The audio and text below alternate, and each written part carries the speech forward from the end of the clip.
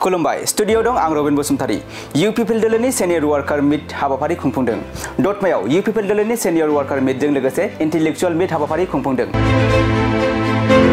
नंगौ दिनै 8 नं दतमा बियाबनि इउपिपिएल दोलोनि मावखुलियाव सानसेनि हाबाफारिजों दतमा बियाबनि सिङाव थानाय इउपिपिएल दोलोनि सेनियर वार्कार मिटजों लोगोसे इन्टेलेक्चुअल मिट हाबाफारि खुंफुंदों गामियाव हाबनानै थानाय गोबां सेनियर मावथिफोरखौ लेंनानै बिटिसिनि जौगाखांनाय देरहासारनाय बायदि गोनां आयदाफोरखौ लानानै 8 नं दतमा बियाबनि इउपिपिएल दोलोनि मावखुलियाव सेनियर वार्कार मिटजों लोगोसे इन्टेलेक्चुअल मिट हाबाफारि लादों बे हाबाफारियावनो मन्त्रि उरखाव गोरा ब्रह्मजों लोगोसे गोबां दैदेनगिरि आरो गोबां रायजो राजाफोरा बाहागो लादों लोगोसे बे हाबाफारियाव मन्त्रि उरखाव गोरा ब्रह्मआ बाहागो लानानै दतमा बियाबखौ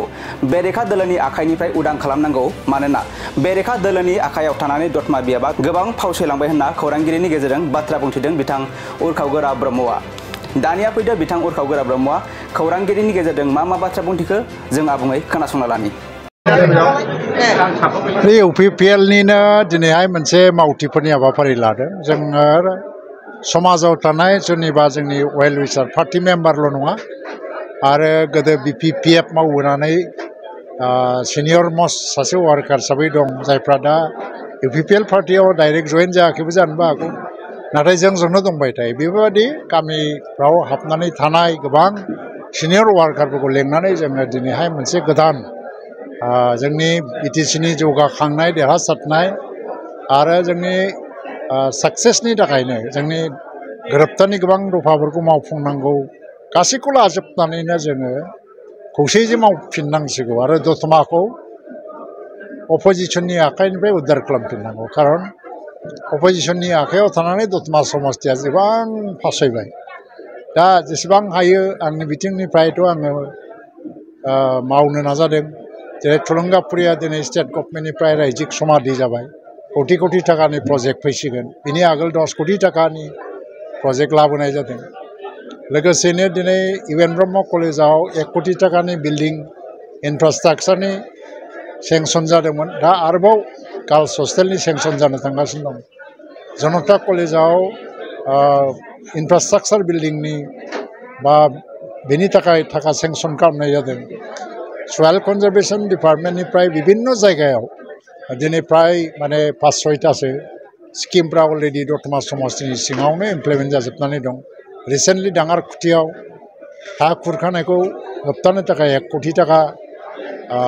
प्रजेक्ट जे सेंसन जाबाय लोगोसे एनइसि नर्थ इस्ट काउन्सिलनिफ्राय लङा खुरखानायखौ होबथानो थाखाय जों मोनसे गिदिर प्रजेक्ट मुभ खालामबाय थादों सेंसन जानायनि लामायाव दंबाय थायो बेजों लोगोसेनो डब्लिउपिटिनि आन्दाराव सिमलागुरि दाङारखुथिफोरखौ लानानै गोबां जायगायाव फानि लामानि सेंसन जाबोबाय जुदिও आं बाक्सानिफ्राय देरहालांदों बे थेवब्लाबो आं बे ओनसोलनि डेभेलपमेन्टनि थाखाय जि हायो नाजाबाय थादों आरो दा जुदि बे रायजिक समाधि जानानै बाहाय मेगा प्रजेक्ट कोटि कोटि थाखानि प्रजेक्ट फैयोबा बे थुलुंगाफुरिखौनो बेस खालामनानै बेयाव थानाय मानसिफ्रा लिभलिहुडनि सायाव जेरैहाय सेंग्राफ्रा टुरिस्टफोर फैगोन टेक्सि सालायगोन हटेल रेस्टुरेन्ट होनानै गोबां थांना थानायनि लामा दिहुननो हागोन दा बेफोर डेभेलपमेन्टनि प्रजेक्टफोरखौ जों लाबोदों बाहाय जुदिও जोंहा रुलिं पार्टिनि एमसिएलए गैया एमएलए गैया नाथाय अपोजिसनाव थानानै बे ओनसोला जोबोद माने फासयबाय बे हिसाबै एबाराव मोनसे आं थांखि लानो खावलायदों दतमाबासि रायजोफोरखौ जेरैखि जाया दतमाया रुलिं पार्टिनि केन्डिडेटआ देरहानांगौ देरहागोन आरो जौगानायनि खामानि मावगोन दा दिनैहाय गोबां माने गोजाम वार्कारफ्रा फैनानै जोंखौ बुंफैदों जेरै दा थुनलाइ आफादनि आगुनि आफादगिरि जिल्लानि दजेन ब्रह्म आरो लोगोसेयैनो गोबां फुराना वार्कारफ्रा जोंजों बाहाय फैनानै सलिडारिटि देखायफैदों आं मिजिंथियो दतमायाव इउपिपिएलहा मोनसे गोजों मोनसे मिजिं दङबा फिउचार दङ देरहासार जानो हागोन आरो इउपिपिएल देरहानाय माने ओनसोलनि जौगानायनि थाखाय खामानि मावनायनि मोनसे नांगौबादि परिबेस जोङो मोननो हागोन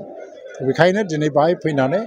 आंबो नुजाफैदों आरो आंनि बुंनो गोनां बाथ्राफोरखौ आङो फोरमायबोदों दिनैहाय जोङो जोंनि बे 8 नं दतमा समस्तियाव जोंनिनो गागु दैदेनगिरि आरो जोंनिनो गारजेन मानगोनां आसामनि केबिनेट मन्त्रि आरो जोंनि इउपिपिएल दोलोनि गायसनगिरि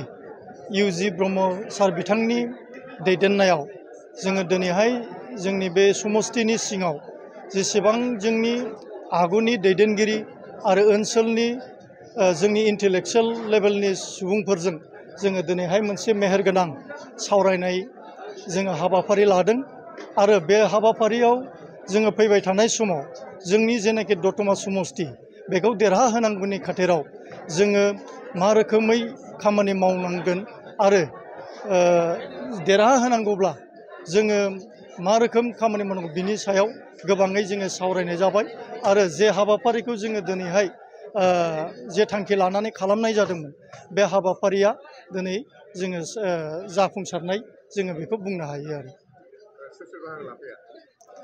जोंनि दिनैनि बे सावरायमेलाव जोंहा गिबियै जोंनिनो मानगोनां आसामनि मन्त्रि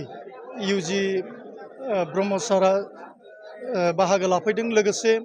जोंनिनो इउपिपिएल दोलोनि गाहाय नेहाथारि राजु नार्जारि बिथाङाबो जोंनि बे सावरायनाय हाबाफारियाव बाहागो लाफैदों आरो लोगोसे जोंनि बे समस्तिनिनो जोंनि दैदेनगिरि बिथांमोनाबो बे हाबाफारियाव बाहागो लानानै जोंनि दिनैनि बे हाबाफारिखौ मेहेरगोनां खालामफैदों फैगौ बिटिसि इलेक्सननि थाखाय जोङो दिनैहाय दतमा समस्ति हिसाबै जेरैबायदि जोङो प्रिपेयार जानांगौ बेयो अलमस्ट जोंहा 80% जोङो प्रिपेयार जाबाय आरो 20%ल' जोङो खामानि मावनांसिगौ होननानै जोङो सानो आरो बे 20%आ जेब्लानो जोंहा इलेक्सननि दिन थारिखखौ जोङो फोसावगोन अब्लानो बे खामानिया जोंना अट'मेटिक जागोन आरो जोङो फैबाय थानाय बिटिसि इलेक्सनाव जे एबारनि बे इलेक्सनाव जोङो देरहागोन बियो 100% रोखा जानानै जोंहा थाखाबाय आरो गोजोन्थों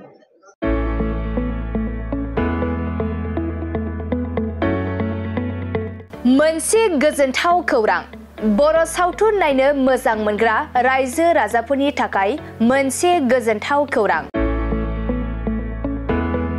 खम बेसेननि गेजेरजोंनो नोंथाङा नायनो हागोन बर'नि गासै गोजाम गोदान सावथुनफोरखौ बर' सावथुन नायनो थाखाय ओंखारदों मोनसे आंगो स्ट्रिम एप बे आंगो स्ट्रिम एपखौ नोंथाङा नोंथांनि मबाइलाव डाउनल'ड खालामनानै खम बेसेनावनो बर'नि गोजाम गोदान गासै सावथुनफोरखौनो नायनो हागोन लोगोसे फैबाय थानाय समावबो बड' वेब सिरिज डकुमेन्ट्रिज बायदिफोरखौबो नोंथाङा बे आंगो स्ट्रिम एपनि गेजेरजोंनो नुनो मोनगोन बेनि अनगायैबो बर' सावथुननि दिहुनगिरिफोराबो बे आंगो स्ट्रिम एपआव गाव गावनि सावथुनखौ आपल'ड होनो थाखाय खौरां लाहरनो हागोन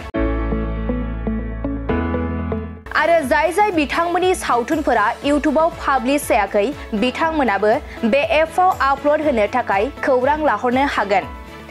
बेनिखायनो बर' सावथुननि दिहुनगिरि बिथांमोनहा गाव गावनि सावथुनखौ बे आंगो स्ट्रिम एपआव आपल'ड होनो गोसो दंब्ला नैबे 7086320938 जानबुं नम्बराव खौरां लाहरनो हागोन